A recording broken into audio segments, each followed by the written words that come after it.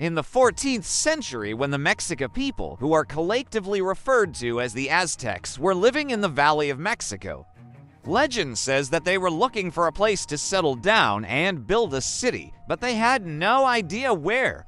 So they asked their god, Huitzilopochtli, for a sign. According to the prophecy, their god would show them where to build their new city by perching on a cactus and eating a snake. After wandering around the valley for some time, they came across Lake Texcoco. And in the middle of the lake, they saw an island with an eagle on a cactus holding a snake in its beak. The eagle was wearing a crown, and it looked like it was smiling. This was exactly what the prophecy said would happen. So the Mexica settled on the island and called it Tenochtitlan. The name means place of the prickly pear cactus or place of the new shoot, and it refers to the founding vision of the city.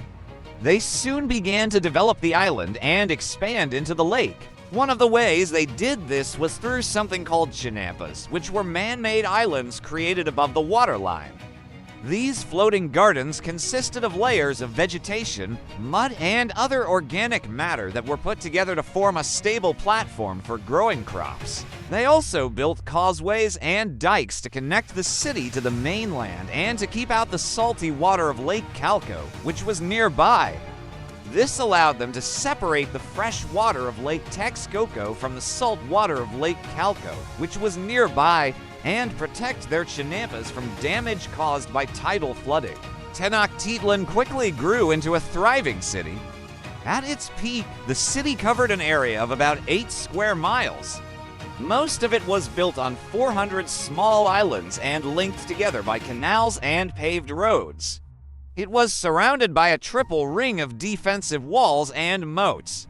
In the center of the city was a large temple dedicated to the feathered serpent god Quetzalcoatl. Other important buildings included palaces for the rulers, as well as temples, markets, and public works such as aqueducts and sewers. Tenochtitlan was one of the largest and most densely populated cities in the pre-Columbian Western Hemisphere. It was home to hundreds of thousands of people who came from all over Mesoamerica to trade, visit, or live in the city. The people who lived in Tenochtitlan were mostly merchants, artisans, farmers, and fishermen.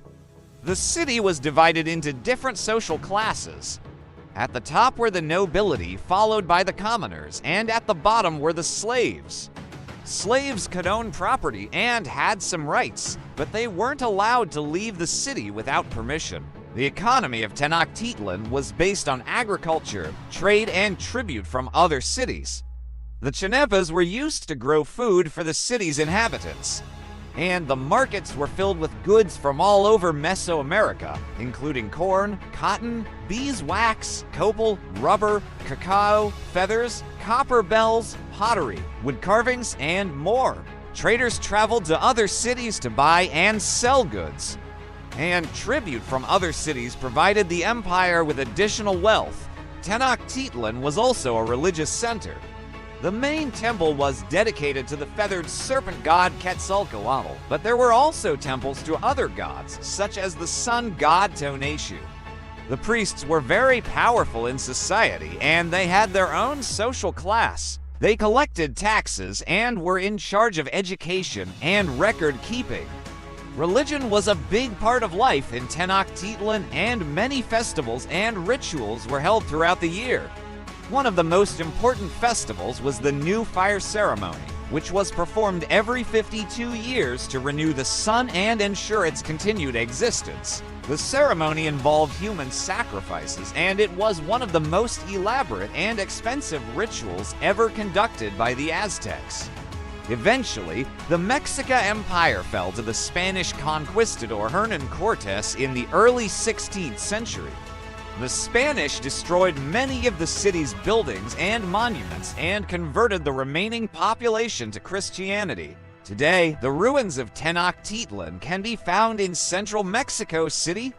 The city's 3 main temples lie beneath the floor of the Metropolitan Cathedral, while the rest of the ruins are scattered throughout the city. Many of the ruins have been lost due to the construction of new buildings and infrastructure. Despite this, the story of Tenochtitlan remains an important part of Mexican culture and history. The symbol of the eagle on the cactus is still used today on the flag of Mexico, and the city's legacy lives on in the hearts and minds of the people who live there. While the exact date of the founding of the city is unclear, the date the 13th of March 1325 was chosen in 1925 to celebrate the 600th anniversary of the city. It's derived from Aztec codices and Spanish accounts. The story of the founding of Tenochtitlan is a tale of faith, destiny, and hard work. The Mexica people followed their goddess prophecy to build their new city on an island in Lake Texcoco. They worked hard to develop the area by building chinampas, causeways, and dikes. And they created a thriving metropolis that became the capital of the Aztec Empire. Tenochtitlan was not only a political and economic center, but also a cultural and religious hub. The city's markets were some of the busiest in Mesoamerica, and its temples were home to some of the most important festivals and rituals. Sadly, the city's greatness was short-lived. When the Spanish conquistadors arrived in the early 16th century, they destroyed much of Tenochtitlan and enslaved or killed many of its inhabitants. Today, the ruins of Tenochtitlan can be found in central Mexico City.